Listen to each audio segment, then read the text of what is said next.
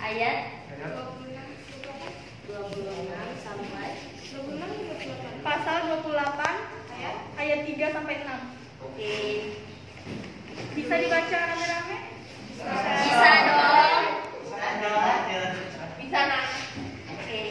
1, 2, 3.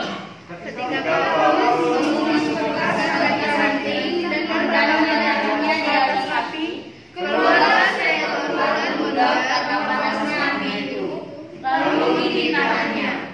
Ketika orang-orang itu melihat ular itu terbawa pada tangan Paulus, mereka berkata, orang ini sudah pasti seorang pembunuh, sebab meskipun dia takut pendeta laut, ia tidak dibiarkan hidup oleh Dewi Galilean.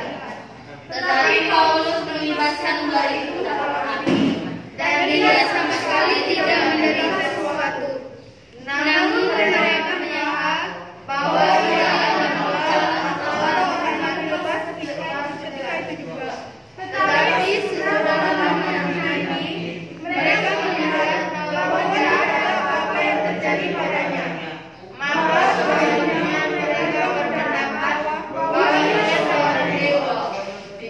Demikianlah firman Tuhan. Kisah ini bercerita tentang Paulus yang berjalan menginjil dari daerah ke daerah.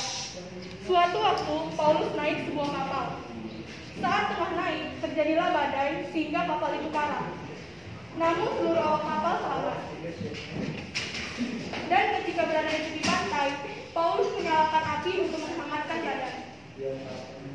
Di saat berkas-berkas kain itu dibakar, tiba-tiba keluarlah seekor ular beracun yang langsung menggigit tangan Paulus. Maksud dari firman Tuhan ini bisa kita lihat, Tuhan tidak akan menghentikan ular itu menggigit tangan Paulus. Ular di firman Tuhan ini bisa kita artikan sebagai sebuah masalah yang selalu datang dalam hidup kita. Terkadang masalah bisa tiba-tiba datang seperti ular yang tiba-tiba muncul dan menggigit tangan Paulus. Tetapi racun ular itu tidak membunuh Paulus. Masalah yang tiba-tiba datang itu tidak akan menghentikan rencana Tuhan yang sudah Ia siapkan bagi kita semua. Dalam Kisah Rasul 28 ayat 5 dikatakan, tetapi Paulus dibebaskan ular itu ke dalam api. Demikian juga kita.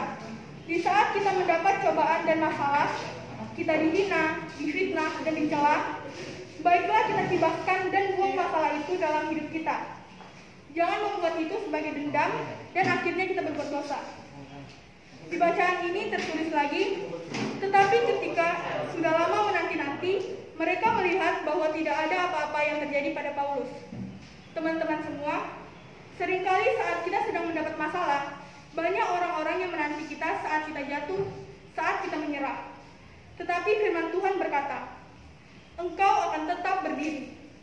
Hari ini, dalam bacaan ini, firman Tuhan berkata, meskipun racun itu ada, meskipun masalah dan cobaan itu ada, kita semua akan tetap berdiri.